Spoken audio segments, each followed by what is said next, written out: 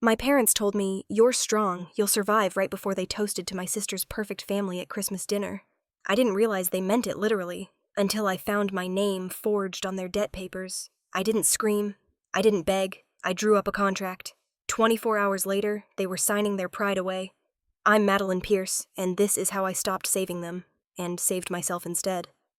If you haven't subscribed to the channel yet, don't forget to hit subscribe, smash like button, and tell us in the comments where you're tuning in from. The tires groaned against the snow as I turned onto the long driveway headlights, cutting through the flurries that danced in the air.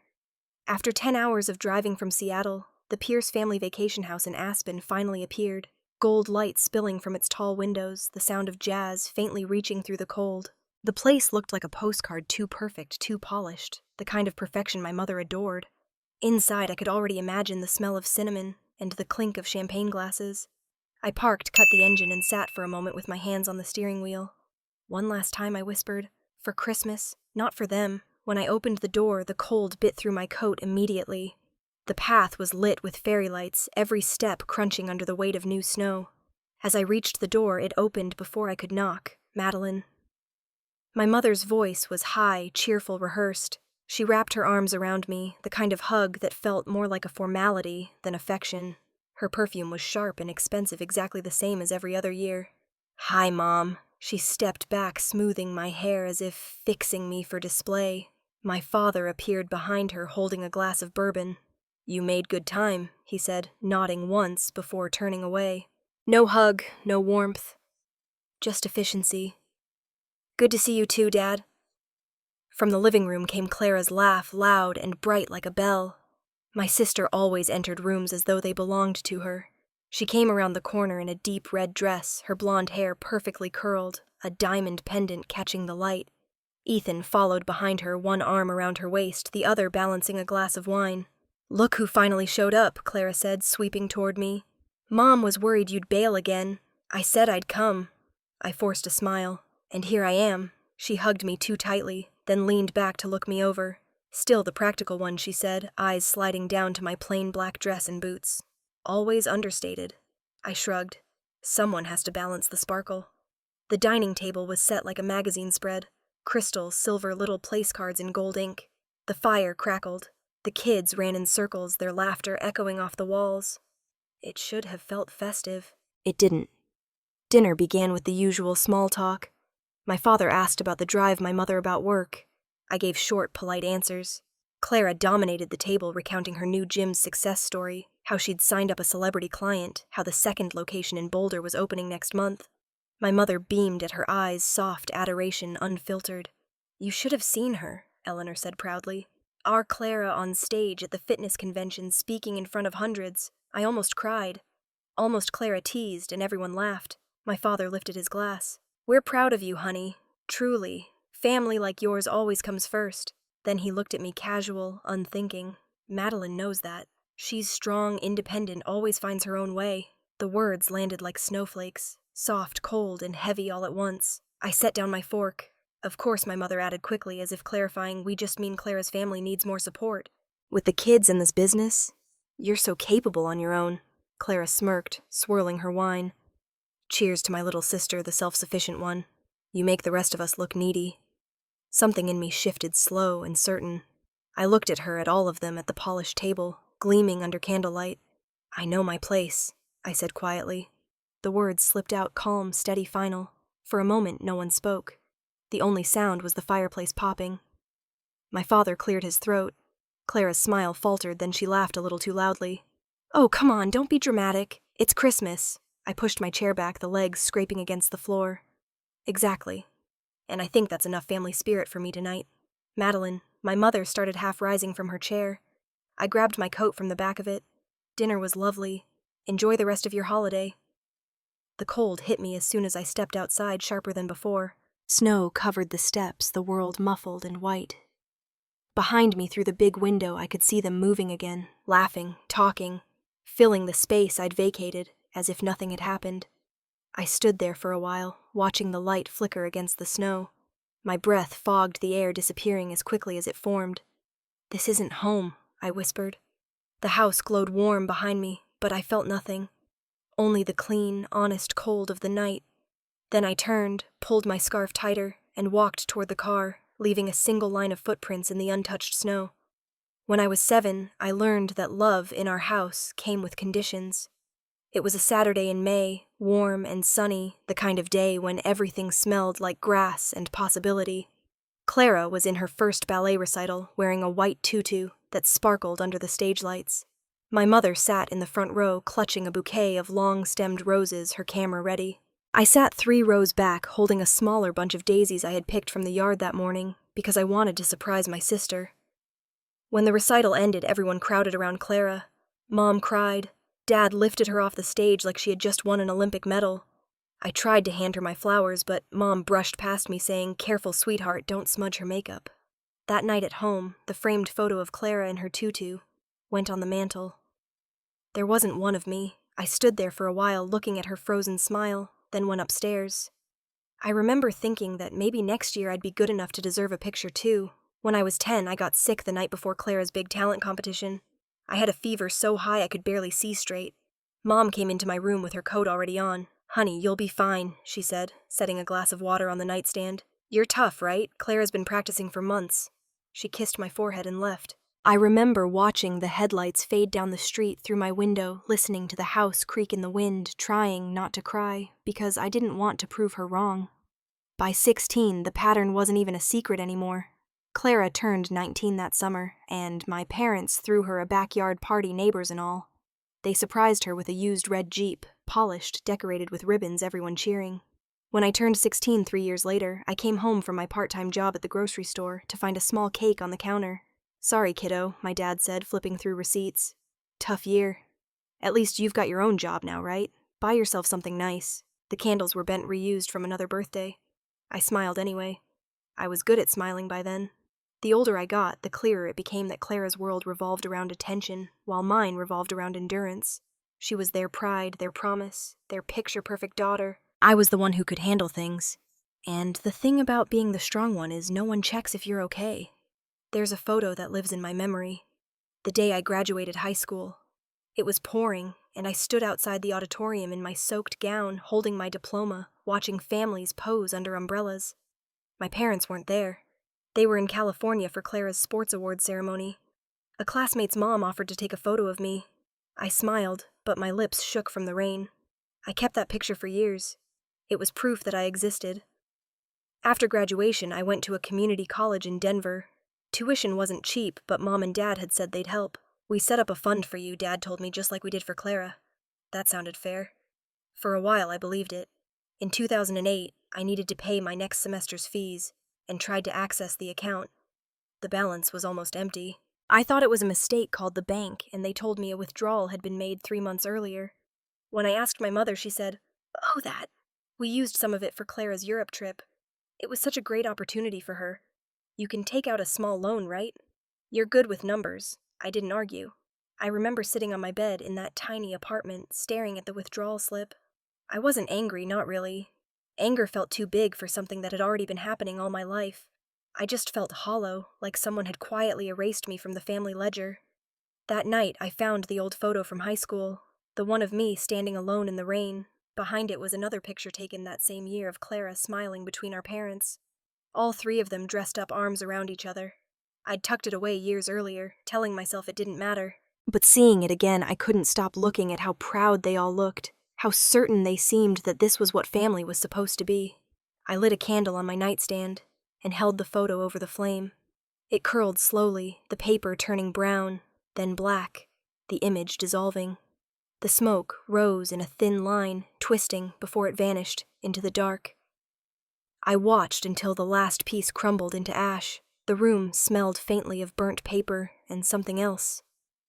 Something like relief. That was the night I stopped waiting for fairness. I understood that love in our house was never equal. It was earned, but the rules of earning had never been written for me. After that, I stopped expecting applause or help, or even presents. I worked extra shifts, bought my own textbooks, and smiled when my mother called to tell me how proud she was of Clara's success abroad.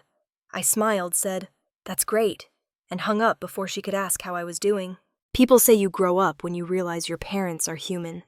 I think I grew up when I realized they were people who could choose, and they just didn't choose me.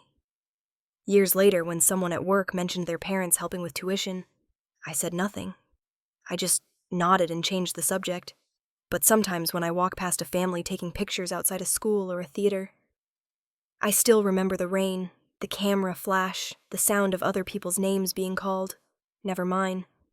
That memory used to sting. Now it just reminds me of how far I've learned to stand on my own 2 feet. I never showed that burned photo to anyone. It wasn't proof of pain. It was a reminder of the night I stopped asking for a place at their table and decided to build my own. By 2014, Seattle had become my second skin, gray skies, the constant hum of rain coffee shops that never closed.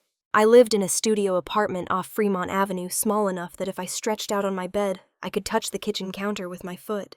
Rent was cheap because the radiator only worked when it felt like it, but the view overlooked Lake Union, and on clear mornings I could see the faint outline of Mount Rainier. Every day was a loop. I worked mornings at a corner grocery store scanning barcodes until my wrists ached, and nights tutoring high school kids in math to cover tuition. Afterward, I'd log into my online accounting classes and study until my eyes blurred. I didn't mind the grind. It gave me something my family never had: control. I kept a jar on the windowsill labeled Freedom Fund. Every extra dollar went in there. It was more symbolic than useful at first, a habit that reminded me that even small progress counted. One rainy Saturday in March, I attended a free seminar at the community center. Personal Finance 101. I expected it to be boring, filled with middle-aged men arguing about tax deductions. But the guest speaker caught my attention. His name was Noah Bennett. He talked about budgeting not as restriction, but as liberation. Money, he said, isn't power, it's choice. And choice is freedom. When the session ended, people left quickly clutching pamphlets. I lingered by the table of coffee and stale pastries. Noah came over, smiled, and asked, "You look like you actually listened." I did. I said, "Most people treat money like it's math. You made it sound like philosophy." "That's because it is." He replied, handing me a business card. "You study finance accounting?" "Online," I said, "but mostly I study survival." He laughed softly, the kind of laugh that doesn't fill silence, but eases it. That was how it started, a friendship built on spreadsheets and sarcasm. We met for coffee after work, sometimes talking about compound interest and the psychology of saving. He never once interrupted me to explain something I already knew. That alone made him feel different. Over time, those talks turned into brainstorming sessions. He was working as a financial consultant, tired of seeing people, especially women, get left behind because no one had ever taught them how to manage their money. I told him I'd been keeping track of my expenses since I was 16, just to prove I could survive without help. We realized there was something in that intersection, practicality and purpose. In 2000, we registered a company. Horizon Metrics. It started in my apartment with 2 laptops, a whiteboard covered in dry erase marker, and the smell of burnt coffee. The idea was simple. Build a platform that could teach women to manage their finances, in plain English, track investments, and plan long-term goals. No lectures, no judgment, just tools and clarity. The first few months were brutal. We coded the site ourselves, answered emails at 2 a.m., pitched investors who didn't take us seriously. But we kept going. Noah would say, "We're building more than software. We're building permission for people like us to stop asking for it." By 2020, things started to turn. Clients came by word of mouth. The blog section took off. Women from across the country wrote in about paying off debt, saving for their first homes, finally feeling in control. Every story felt like a quiet rebellion. Then came 2023. The year we got funding. A venture firm in San Francisco offered $2 million in seed investment, valuing the company at $10 million. It felt surreal. I still remember sitting in that boardroom with Noah, signing the papers, the city skyline reflected on the glass. My phone buzzed with messages. Congratulations from colleagues, friends, even old professors. I sent a group text to my family. Good news. My company just got its first round of funding. Hours passed. No reply. The next day I saw why. My mother had posted on Facebook, Clara, in a red blazer, cutting a ribbon in front of her new gym in Boulder. "So proud of our amazing daughter," the caption read, hearts and confetti emojis, flooding the comments. I scrolled through hundreds of congratulatory messages. Somewhere deep down, the child in me still looked for a single mention of my name. There wasn't one. That night, the Seattle Times published a feature about Horizon Metrics. The woman teaching thousands. How to take control of their finances. They used a picture of me at my desk smiling awkwardly under fluorescent lights. When the article went live, my phone buzzed nonstop. Old clients, reporters, even a few family friends reached out. I clicked the link and stared at it for a long time, not sure how to feel. Then I opened Facebook again. My mother's post about Clara had twice as many likes. I don't know why that mattered, but it did. Maybe because after all these years, part of me still believed if I built something big enough, they'd finally see me. Noah noticed the change in me that evening. We were at the office eating takeout on the floor. "You're quiet," he said. "That usually means something's wrong or you're planning something dangerous." I smiled faintly. "Maybe both." He leaned back. "You know success doesn't need an audience." "Yeah," I said. "But it'd be nice if my parents at least bought a ticket." He didn't push. He just said, "You're doing fine, Madeline. You're building your own version of family here." I wanted to believe that. But there was still this ache, small but constant, like an unhealed bruise. A week later, Clara called. So she said, her voice dripping with casual superiority. "Saw your little article. Good for you. But I hope you're not thinking of coming home for Christmas. Mom's already planning something big for us. Well, for my kids. It's going to be crazy." I stared at the window rain streaking down the glass like veins. "Yeah," I said. "I'll come." "Really?" She sounded surprised. "Really?" I repeated. "I think it's time I sought what part I play in the show these days." When I hung up, the city outside was swallowed by fog. I watched the lights blur and thought about how every year I'd sent gifts cards, polite messages, still trying to belong. Maybe this year it was time to stop pretending. I closed my laptop, turned off the lights, and whispered to no one. "I'm not going to fix it. I just want to see it for what it is." Outside, the rain kept falling steady and relentless, washing the city clean. I wished it could do the same for me. 2 days after the Christmas dinner, my phone buzzed with a text from Clara. "Hey, hope you didn't take what Mom and Dad said the wrong way. They were just trying to protect my family. You know how they are." I stared at the screen for a long time. Protect her family. As if that somehow excused everything. I set the phone down without replying. I'd learned years ago that silence was the only language they half understood. The next morning, I threw myself into work. January was always hectic at Horizon Metrics. New clients, new budgets, people trying to fix the same financial habits they'd been breaking for years. I liked the structure. Numbers made sense. People didn't. That afternoon, while I was in a meeting, my phone buzzed again. This time it was Mom. I ignored the first call, then the second. On the third, I sighed and answered. "Hi, Mom. Sweetheart, thank God. I've been trying to reach you. It's nothing big, just a quick favor for your sister." My jaw tightened. "What kind of favor? Clara's having a little mix-up with an insurance policy," she said, her voice dripping with forced lightness.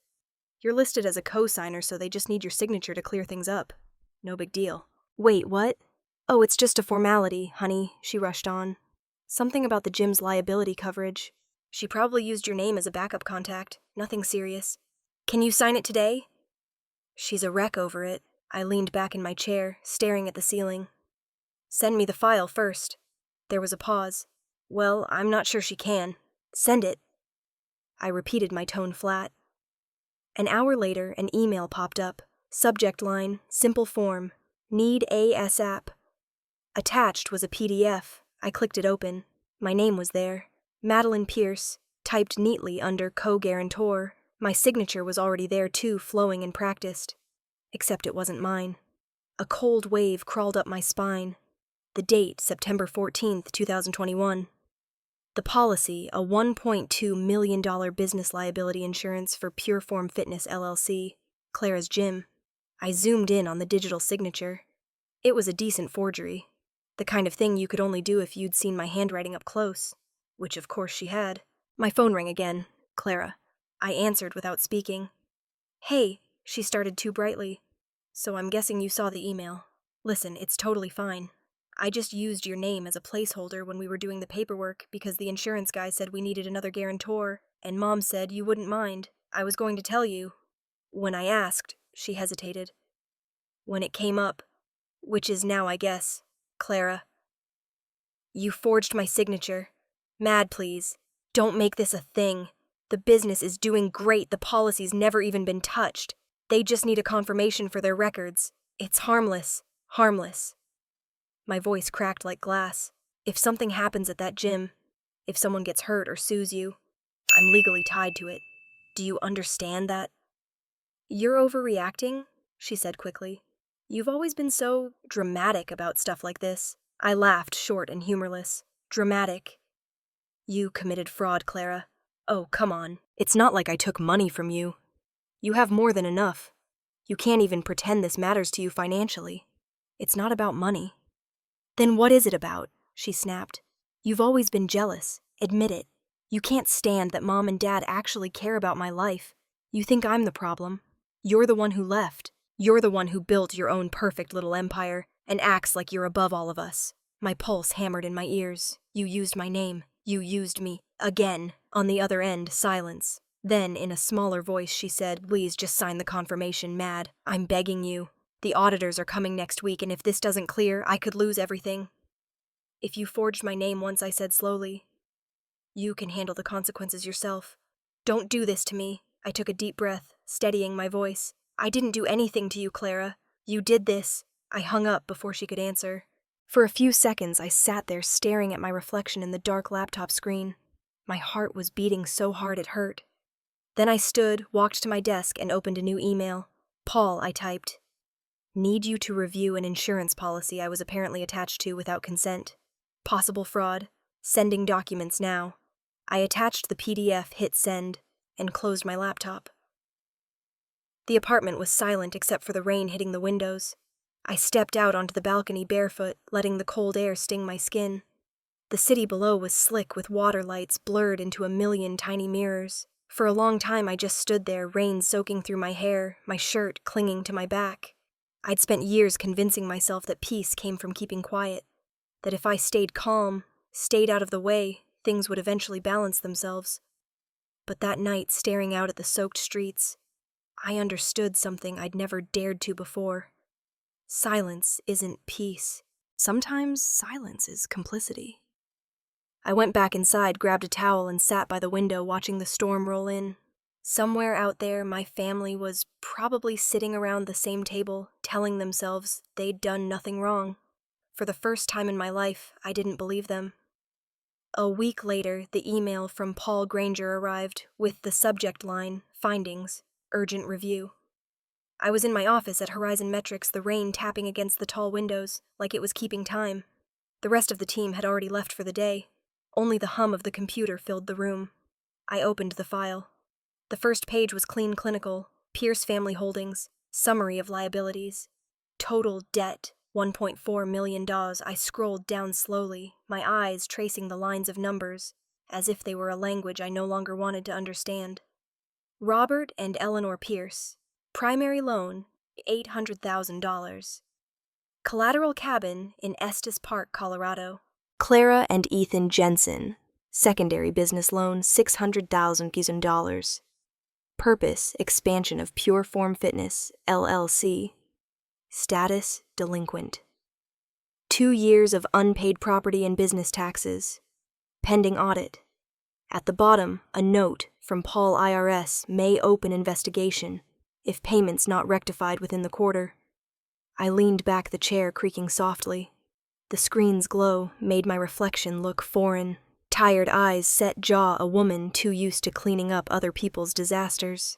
I clicked to the next page, and that's when my stomach turned cold. Under the section marked Additional Guarantors, my name appeared again. Madeline Pierce, listed co-signer 2021, business insurance, and tax ID filings. Jesus Christ, I whispered. The realization hit hard and clean. It wasn't just one document. Clara had tied my name to multiple filings, insurance policies, tax forms, business loans. She hadn't just borrowed my reputation. She'd built part of her empire on it. I called Paul immediately. He answered on the second ring. You read the report, he asked. Yeah, I said. My voice sounded calmer than I felt. Tell me the worst-case scenario. If the IRS opens a case, he said you're considered a co-responsible party. Fraudulent signatures or not, they'll freeze assets under your name until it's sorted out. It's a long process. How long? Months, maybe years. And if Clara defaults, they'll come after whoever's left holding the paper. I stared at the glass wall in front of me, my reflection fractured by raindrops running down the window. You're saying they could take my savings? My company stock, everything? Yes, unless you act fast. I rubbed my temple. And by act fast, you mean what? Sue my own family. I mean protect yourself, he said gently. You've worked too hard to let their mistakes drag you under.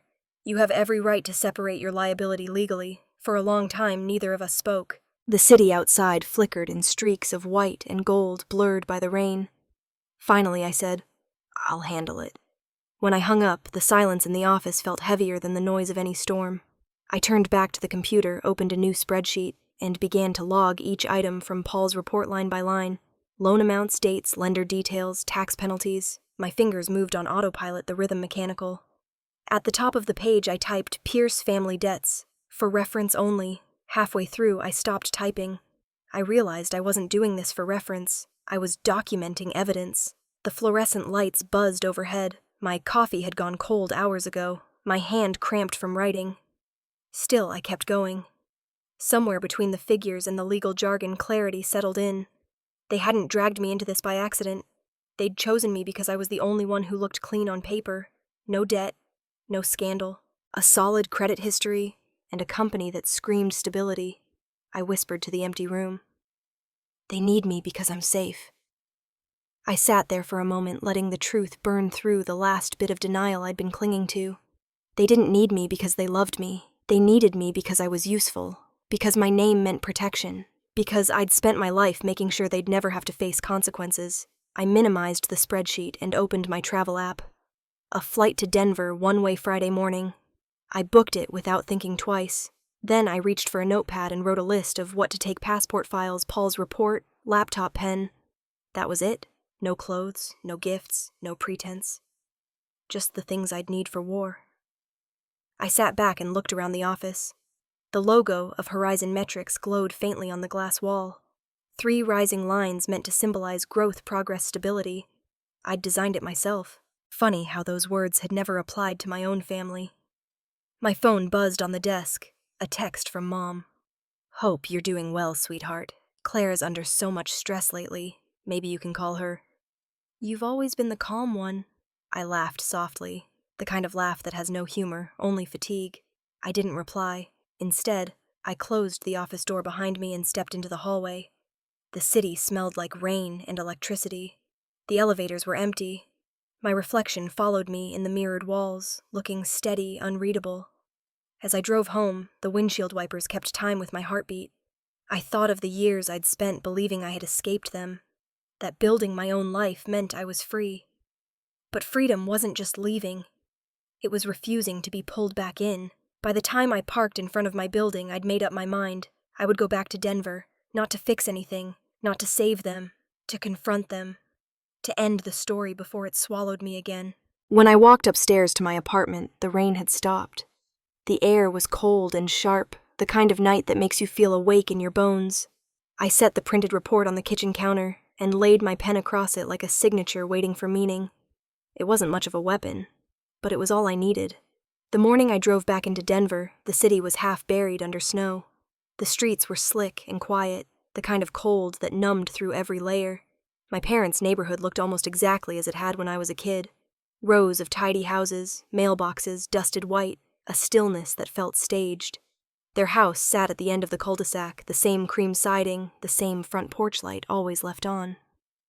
I parked at the curb and turned off the engine. For a moment, I sat there, hands still on the wheel, watching my breath fog up the glass. My heart wasn't racing. It was steady, heavy, like something that had decided long ago to stop being surprised. When I stepped inside, the smell hit first. Coffee dust and that faint trace of pine cleaner my mother always used before company came over. They were all waiting in the living room just like I knew they would be. Clara sat on the couch, mascara smudged her eyes red and swollen. Ethan stood behind her stiff, pretending not to exist. My parents sat side by side, a stack of papers spread out on the coffee table. Bills, statements, overdue, notices, all arranged like evidence at a trial. No one spoke at first. The only sound was the slow ticking of the grandfather clock by the stairs. Madeline. My mother said finally, her voice shaky but practiced. "We didn't expect you so early." I set my bag down. I took an earlier flight. Dad cleared his throat, motioning to the papers. "We thought it was best to lay everything out. We're in a bit of a situation." Clara let out a laugh that cracked halfway through. "A situation?" "We're drowning, Dad." She turned to me. "You have to help Maddie. You can't just watch your family fall apart." I looked at her at the desperation behind her words. "You mean the family that used my name without permission?" "That family." She flinched, wiping at her eyes. "I made a mistake, okay? Please, I can't lose everything. I have kids, a business. You don't understand what that's like." "You're right," I said evenly. "I don't. Because when I needed help, no one even asked what it was like for me." Mom stood up, arms crossed tight. "Don't do this," she said sharply. "You've built a good life. You're doing well. Why be cruel about it? Your sister is in trouble. Your family. Families help each other." I opened my briefcase and pulled out a folder. The pages were crisp and neatly clipped, copies of the insurance contract, the bank statements, Paul's report. I laid them out on the coffee table one by one. "Then explain this," I said. "Who signed my name on this policy?" And no one answered. The clock ticked. Clara looked down, twisting the edge of her sweater. Finally, my father sighed, his voice low. "We didn't think it would matter. It was supposed to be temporary, just to help Clara secure the business loan. We knew you'd never get into trouble." "You forged my signature," I said. He met my eyes, almost defensive. "It wasn't meant to hurt you. We were trying to keep the gym running. Clara's got employees, customers. It's not just about her. You've got your own life, your company. You're strong enough to handle things. She needed it more." My voice came out cold. "So that's it. You risked my name, my career, my freedom, because I was the one who could handle it." Clara stood abruptly, voice cracking. "I didn't mean for any of this to happen, okay? You think I wanted this? I was trying to make something of myself, too. You already had everything handed to you," I said quietly. "I just didn't realize you'd take my name, too."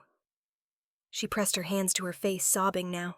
Ethan tried to put a hand on her shoulder, but she shrugged him off and bolted up the stairs. Her footsteps faded down the hall, followed by the slam of a door. The room fell into that heavy, awful silence again. Mom's eyes were glassy when she spoke.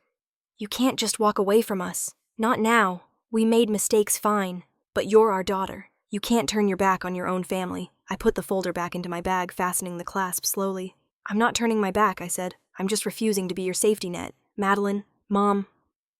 I interrupted. "When you say family, you mean everyone else. You've never included me in that word." Her mouth opened, then closed. Dad rubbed his temples like he was the victim in all this. I reached for my coat on the arm of the chair, sliding one arm through the sleeve.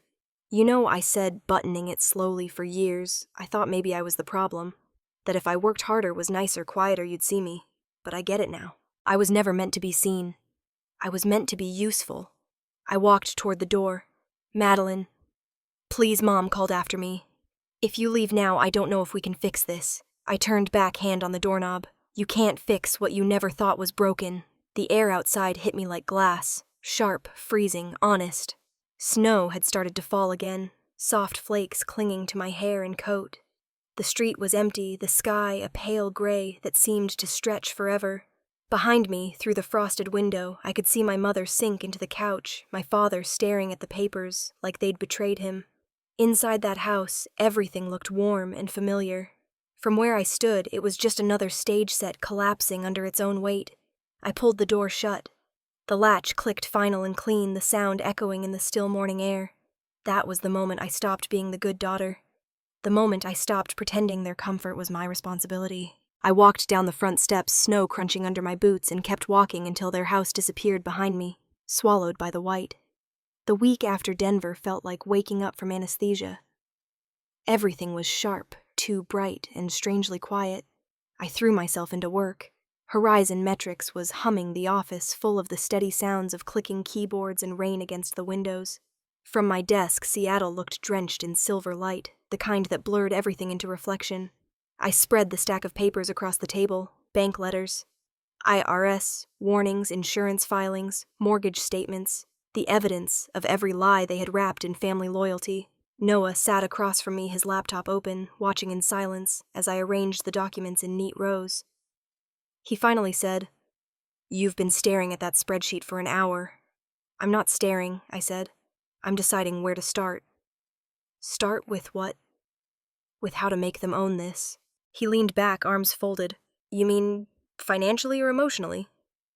Both, I said. If they want me to clean it up, they'll have to live in the mess first. He nodded, thoughtful. So what's the plan? I pulled a yellow legal pad toward me and started writing. A contract. Not an agreement, not a promise. An actual legally binding document. He raised an eyebrow. You're going to make your family sign a contract. Yes, I said, not looking up. They've treated me like the family accountant for years. Might as well make it official. Noah moved his chair closer, reading upside down as I wrote the title at the top of the page. The first contract. Why first? He asked. Because for once, I said quietly, I'm putting myself first. I listed the conditions one by one, the words forming with deliberate precision. The Pierce family agrees to sell the cabin in Estes Park to settle part of the outstanding debt. Ethan Jensen will liquidate the family SUV and apply proceeds toward unpaid taxes. All parties agree to mandatory financial counseling and family therapy for 12 months. No member of the Pierce family shall use my name, signature, or company for any financial purpose under penalty of law. A public acknowledgement and apology to be made at the annual family gathering this summer. When I finished, I slid the pad toward him. He read every line, slow and careful. This is cold, he said eventually. It's fair. He looked up at me, his expression unreadable. You think they'll ever sign something like this? They will, I said, not because they want to, because they'll have no other choice. For the next few hours we refined it, turning emotion into structure, pain into clauses, disappointment into paragraphs of legal language. By the time we were done, it read like a shield. Noah printed a draft and handed it to me. You know, he said, this might make things worse before it gets better. I smiled faintly.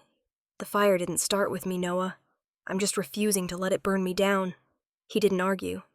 He just nodded, the kind of quiet agreement that comes from knowing words won't help. While he packed up his laptop, I gathered the papers again, aligning their edges perfectly. The ritual of order calmed me. These pages were the opposite of chaos. They were boundaries. When he left, the office was almost empty. The sky outside had turned the color of steel, streaked with rain. I stood by the window, watching the cars move slowly through the wet streets below. For years, I'd thought confrontation meant shouting, fighting, dramatic gestures. But this was quieter, cleaner. It was the kind of strength you build in silence, after you've already spent too long breaking yourself to keep the peace. I walked back to my desk, hit print, and waited as the machine hummed to life. The pages slid out, one by one, warm and perfect. I placed them into a folder, then reached into the drawer for my gold pen. The one engraved with my initials, the one I'd used when I signed the incorporation papers for Horizon Metrics. I wrote one word on the front of the folder in neat block letters. First. It didn't look angry. It looked final. As I zipped my bag, my phone lit up with a text from Mom. Checking in. How's Seattle? Clara's been struggling with all this. She says she misses you. For a moment, I almost replied. Then I didn't. I turned the phone face down on the desk. I switched off the lights and stood again by the window. The rain had thickened into a steady downpour, tapping against the glass in soft, endless rhythm. The city below shimmered, every streetlight reflected twice, once in the puddles, once in the glass. I rested my forehead against the cold window and let the quiet stretch around me. The anger was gone, now replaced by something heavier, but steadier. Resolve. I wasn't doing this out of spite. I was doing it because I was tired of being the family insurance policy, the emergency fund, the scapegoat in a business suit. This wasn't revenge. It was accounting. By the time I left the office, the rain had stopped. The air smelled clean, like something had been washed away. I clutched the folder under my arm as I walked toward the elevator, feeling its weight like the sum of every year I'd spent earning their approval. Only now, I didn't want it anymore.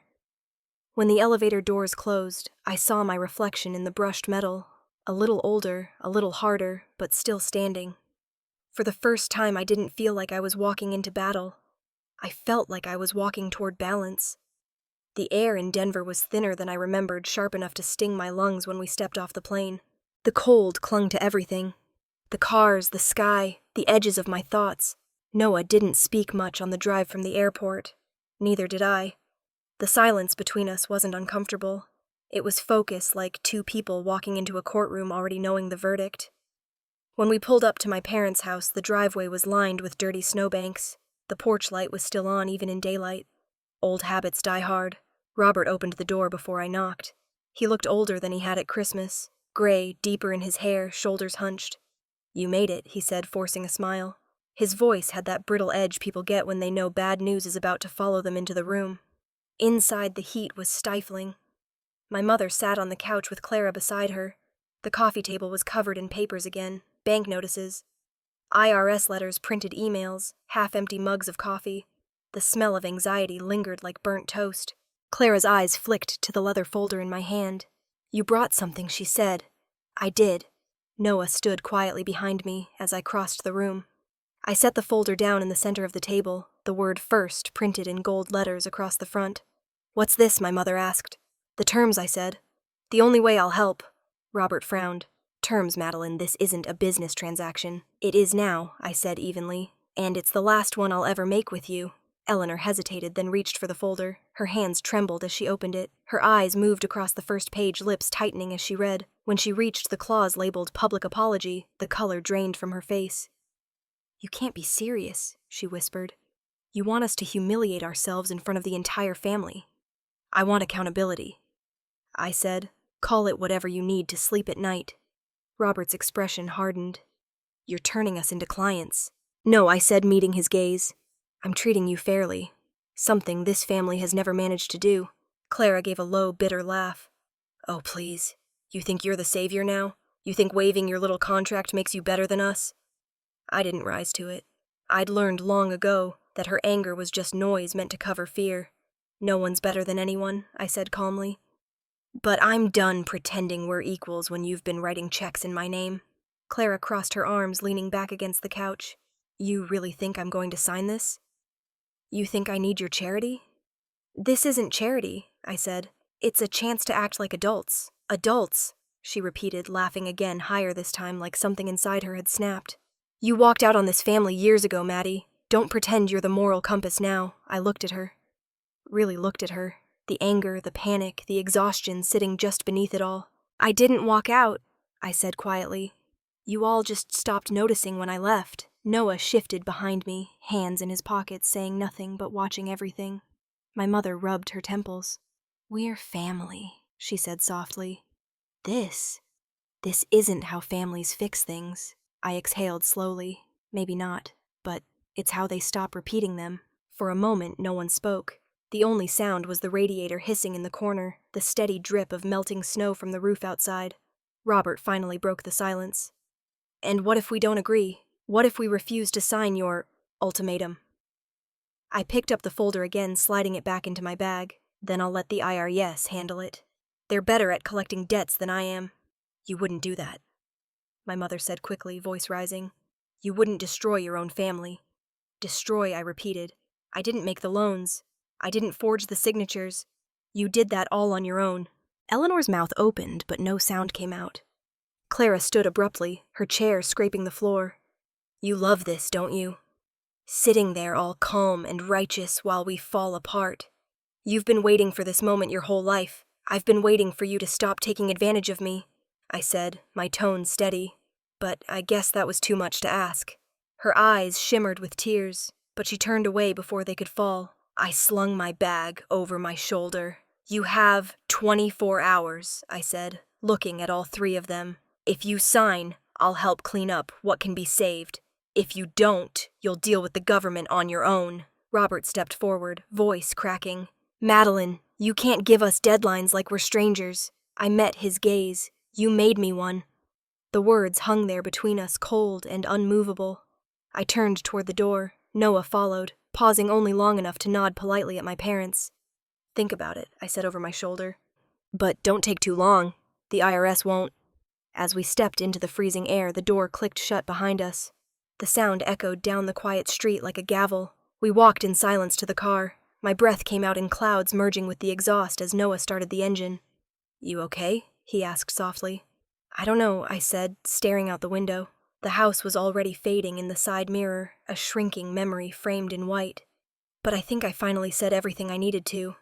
He didn't reply. He didn't need to. The tires crunched through the snow, carrying us away. Through the windshield, the sky looked heavy with more snow ready to bury everything that hadn't already been said. By Friday night, Denver had turned into a snow globe, soft flakes falling under streetlights, muffling everything into uneasy quiet. Inside my parents' house, nothing was quiet. The living room buzzed with tension that felt thicker than the air outside. Clara paced the rug phone pressed to her ear. "Please, there has to be something we can do," she said, her voice cracking. "We've been loyal clients for years." Her tone changed brittle now. "Yes, I understand. Of course. Thank you." She hung up and threw the phone onto the couch. "The bank won't extend the payment. We're out of time." Ethan sat in the corner staring at the floor. His hands were clasped knuckles white.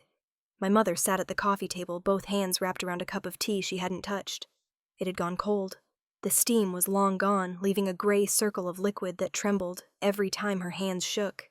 My father stared at the muted TV, the glow flickering across his face. It wasn't even on a news channel, just an old western playing silently men on horses riding through a desert that looked warmer than the room they sat in. Outside, snow pressed against the windows, thick and relentless. At exactly 8:12 p.m., the sound they'd all been pretending not to expect, arrived, the buzz of phones lighting up at once. Notifications pinged through the room. Clara grabbed hers first, scanning the screen, and went pale. "Oh my God," she whispered. Eleanor's voice shook. "What is it?" Clara turned the phone toward her. On the screen was a headline from the Denver Post, Pierce family. Under IRS. Investigation for possible tax fraud. The byline read, "Alicia Gomez." The article had everything. Loan amounts, business names, even quotes from anonymous sources familiar with the case. It was short but brutal, written in that clean, surgical tone journalists use when they know they've drawn blood. Within minutes, the story spread. Comments flooded social media. Old friends, former neighbors, distant cousins. They all had opinions. Some feigned shock. Others said they weren't surprised. The phone rang again. Eleanor jumped, nearly spilling her tea. It was Ruth Carter, the neighbor who'd lived 2 houses down since forever. "Eleanor." "Dear Ruth," said voice tight with curiosity, disguised as concern. "I just saw the article. Everyone's asking what happened. Should I tell them it's nonsense?" Eleanor tried to steady her tone. "Ruth, it's complicated. Please tell people we're handling it." "Of course," dear Ruth said softly. "But you know how people talk. I'm so sorry." When she hung up, Eleanor sat still, eyes fixed on the dark window. The reflection staring back at her looked unfamiliar, older, smaller. Clara started to cry again, quietly this time. "If we sign that contract, we'll never recover. We'll be a joke. Everyone will know we admitted guilt." Eleanor didn't look at her. "And if we don't sign," Clara wiped her face with the back of her hand, "then we lose everything."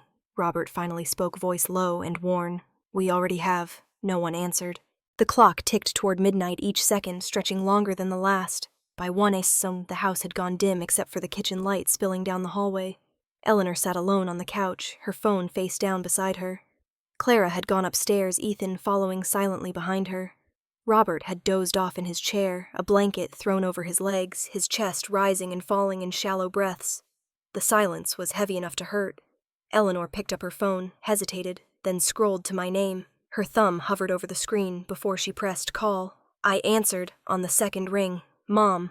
Her voice was soft, hoarse. "Madeline. I know it's late. I'm sorry." I looked around the small hotel room. Half-packed suitcase on the chair, the yellow glow of the bedside lamp cutting the darkness in half. "It's okay. What's going on, She stopped, took a shaky breath. "If I sign the papers, will you hate me?" I leaned forward, resting my elbow on my knee. "Why would I hate you? Because it means I finally admit we did what you said we did," she whispered. "All of it. The favoritism, the lies, the mess. It means you were right." I closed my eyes. "Mom, I don't need you to admit I was right. I just need you to stop hurting me to protect everyone else." There was a pause, long and trembling. I could hear her breathing, the faint crackle of the radiator on her end. "I never meant to hurt you," she said. "I know," I said softly. "But you did. And now we have to deal with it." She let out a small, broken laugh. "You sound like your father used to back when we still thought we could fix things." I didn't know how to answer that. "Mommy," I said finally, "you don't have to fix everything tonight. You just have to choose what kind of person you want to be in the morning." On the other end, there was silence again, then a soft sniffle. "You really grew up, didn't you?" I smiled faintly, even though she couldn't see it. I had to. Another long breath, and then quietly she said, "If I sign, it's over. But maybe that's what needs to happen." "Maybe it is," I said. "Good night, sweetheart," she whispered. "Good night, Mom." When the call ended, I sat there in the quiet for a long time. The snow outside had stopped, and the city lights flickered dimly through the frosted glass. My reflection looked tired but steady. I turned off the lamp, crawled into bed, and listened to the low hum of the heater. Sleep came slowly, the kind that doesn't erase anything but makes it bearable. Somewhere across the city, in that house full of ghosts, I imagined my mother setting her tea aside, looking at my father, and saying the words that would finally close one chapter and open another. Tomorrow, she would say, tomorrow, we sign. Sunday morning came gray and still, the kind of silence that feels like the world is holding its breath. Snow buried the street outside, smoothing everything into white, erasing edges and noise. When Noah and I pulled into the driveway, the porch steps were already shoveled. Someone had been up early preparing for what was about to happen. Inside, the house smelled like coffee and fear. My parents were waiting in the living room with Paul Granger, who had set up at the long oak dining table, the folder I'd left behind. First, sat open in front of him, papers, neatly aligned, pens ready. Clara and Ethan sat side by side, both looking hollow, like people who had stayed awake too long, hoping for a miracle that never came. Noah placed his coat on the rack and gave me a quiet nod before taking a seat near the wall. He didn't say anything. He didn't need to. He was there to witness, not to interfere. Paul glanced up from his notes. "Shall we begin?" No one answered. The only sound was the faint creak of the radiator and the wind outside. Clara reached for the pen first. Her hands trembled as she flipped through the pages. For a second, I thought she might bolt. Instead, she pressed the pen down, the black ink bleeding slightly into the fibers of the paper. The signature looked smaller than I expected. Ethan leaned forward after her jaw tight, signing quickly, like he wanted to get it over with before courage left him. Robert was next. He adjusted his glasses, reading each line carefully, lips moving as he whispered the words. I watched his eyes darken as he reached the clause about the sale of the cabin, the one he'd built with his own hands years ago. For a moment, I almost pitied him, almost. He set the pen down, hesitated, then looked up at me. "I hope someday you'll understand why we did what we did," he said. "I already do," I replied. "You thought she mattered more." He didn't argue. He just picked up the pen again and signed. My mother was the last. She sat for a long moment staring at the papers as if they might rearrange themselves into something gentler. Then she lifted the pen. Her hand shook so badly the first stroke came out crooked. Tears splattered the page, small dark circles that bled into the ink. When she finished, she put the pen down carefully like it might shatter. Her voice was barely a whisper. "I don't understand how you became so strong." I met her eyes. "Because you taught me that in this house only the strong survive." Her shoulders sagged as if the words themselves had weight. Paul gathered the papers, stacking them neatly.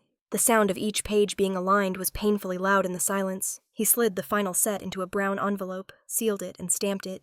Then he reached into his briefcase and handed me a copy. "All signed," he said quietly. I took it, the paper still warm from their hands. "Thank you, Paul." He nodded, packed his things, and left through the side door without another word. For a while, no one moved. Clara wiped her nose with a tissue, staring blankly at the snow through the window. Ethan stared at his lap. My father sat with his head in his hands. My mother reached for his arm, but he didn't react. Noah stood, walked over to me, and rested a hand gently on my shoulder. His touch was grounding steady. "You ready?" he asked. I nodded. "Yeah." I turned back to them one last time.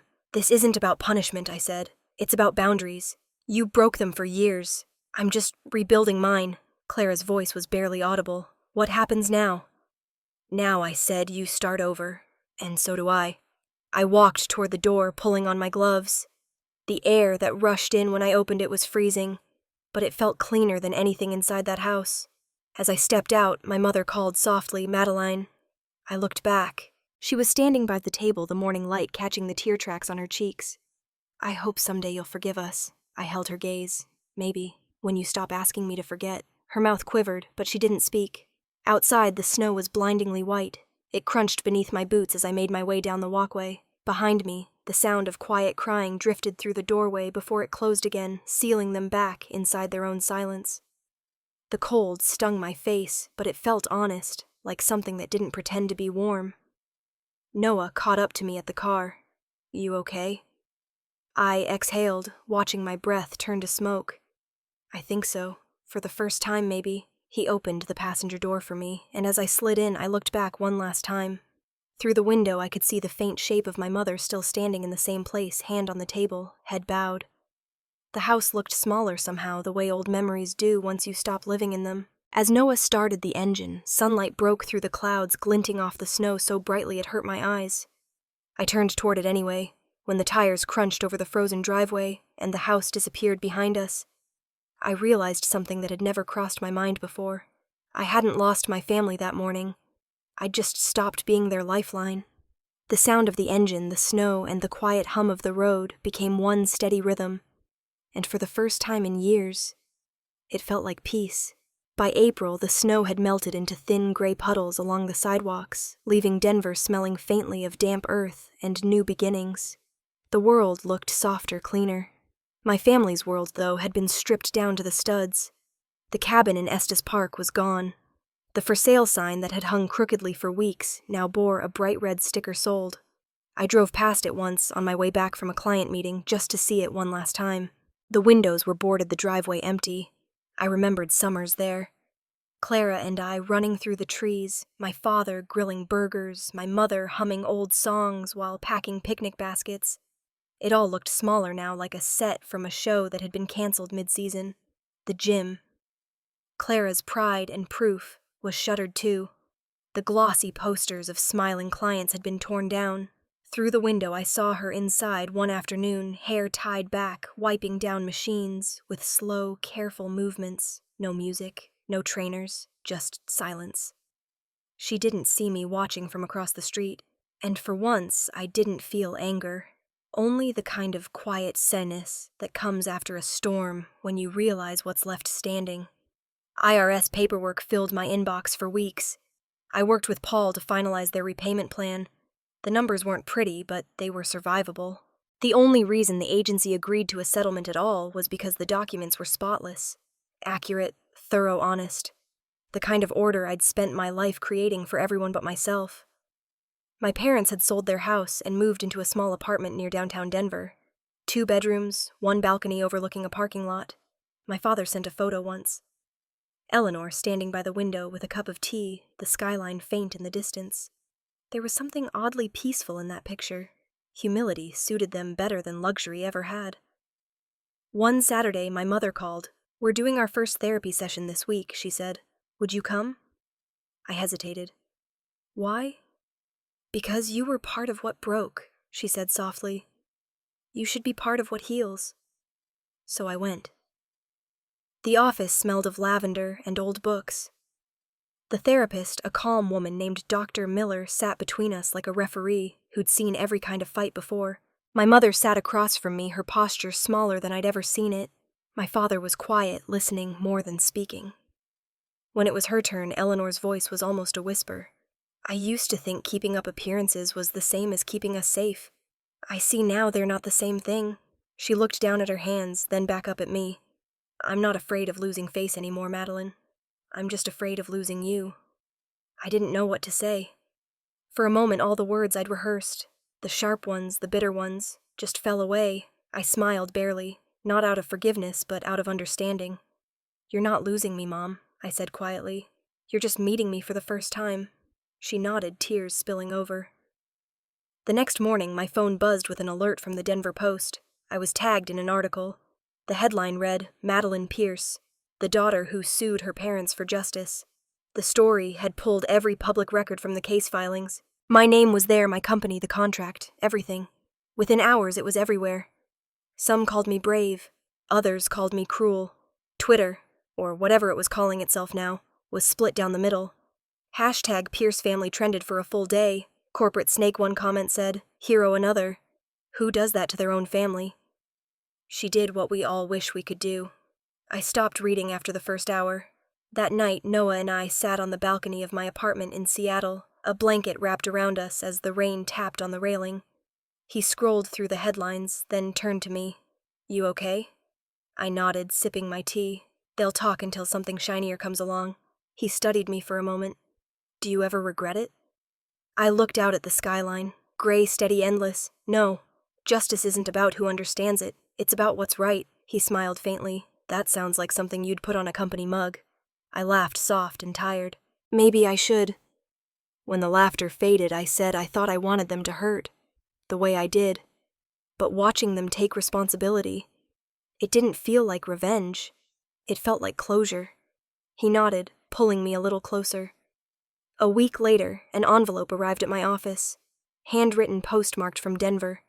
My mother's handwriting was still the same. Small, looping, careful. Inside was a single page. Madeline. There are nights I still wake up expecting to hear you coming down the hallway asking me to read you another story. I wish I'd told you back then how proud I was, instead of saving those words for your sister. I don't know if we'll ever be what we were, but thank you for forcing me to see who I'd become. Love, Mom. I read it twice. Then I folded it neatly, slipped it into a wooden box on my desk, where I kept the few things that still meant something.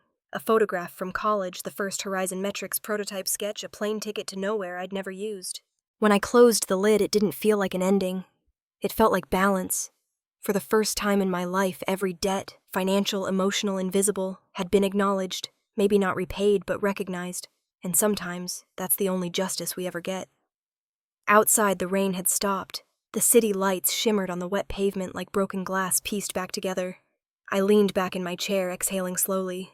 The air felt lighter, and so did I. Christmas in Seattle came softly that year. Snowflakes floated through the air like feathers melting on my coat collar as I stepped out of the car in front of the Horizon Metrics building. Inside, the lobby glowed gold with warm lights.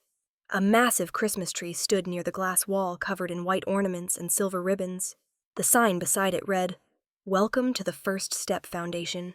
Scholarship Ceremony." I had imagined this day 100 times, but living it felt different, quieter, calmer. The guests were already seated, the room filled with the low hum of conversation and the scent of cinnamon and pine. Noah was at the registration desk coordinating with the staff. He looked up when he saw me and smiled the kind of smile that said, "We made it." The ceremony began right on time. As I walked onto the small stage, the lights dimmed slightly. Rows of faces looked up, students, families, a few reporters, some of my colleagues from Horizon Metrics. Behind them, a banner hung across the wall. Empowerment begins with knowledge. I took a breath. A few years ago, I began.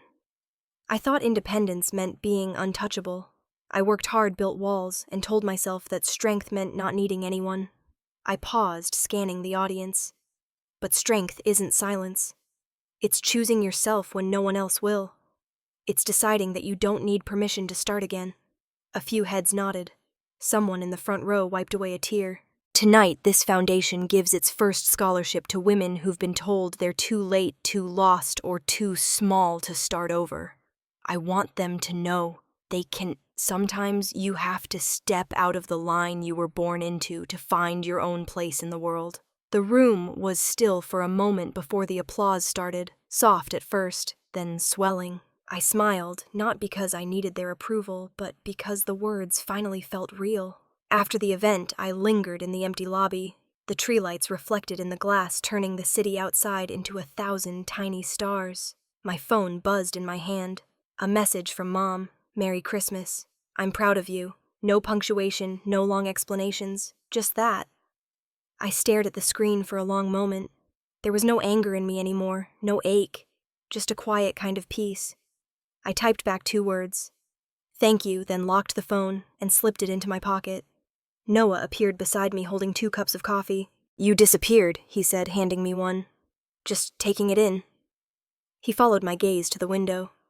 Outside, snow dusted the sidewalks glowing under the streetlights. The city looked almost unreal. Like forgiveness, if forgiveness had a shape. "You did good, Maddie," he said. I smiled faintly. We did good. We stood there in silence, watching the snow drift down. Somewhere in the distance, faint music played from a cafe, an old holiday song, slow and bittersweet. After a while, I asked, "Do you think people ever really get free from their past?" Noah took a slow sip, considering. No, he said finally, but you can walk in a different direction. That's its own kind of freedom. I let out a quiet laugh. That sounds like something my therapist would say. He grinned. Then she's a smart woman. We finished our coffee in companionable silence. When the crowd had thinned and the last staff member waved goodbye, I walked out onto the balcony. The cold hit my face immediately, but I didn't step back. The air smelled like snow and new beginnings. Below, the city shimmered. Above, the flakes caught the glow of streetlights, turning the night into something almost holy. I thought about everything that had led me here. The Christmas dinners that weren't really celebrations, the signatures, the contracts, the tears, the silence. Every piece of it had shaped the woman standing here now.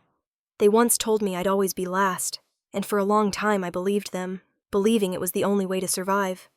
But maybe survival isn't about where you stand in the line. Maybe it's about stepping out entirely and walking your own path. I turned back to Noah. Come on, I said. Let's get some air before the next storm hits. He grabbed his coat, following me to the door. As we stepped outside, the snow crunched softly under our boots.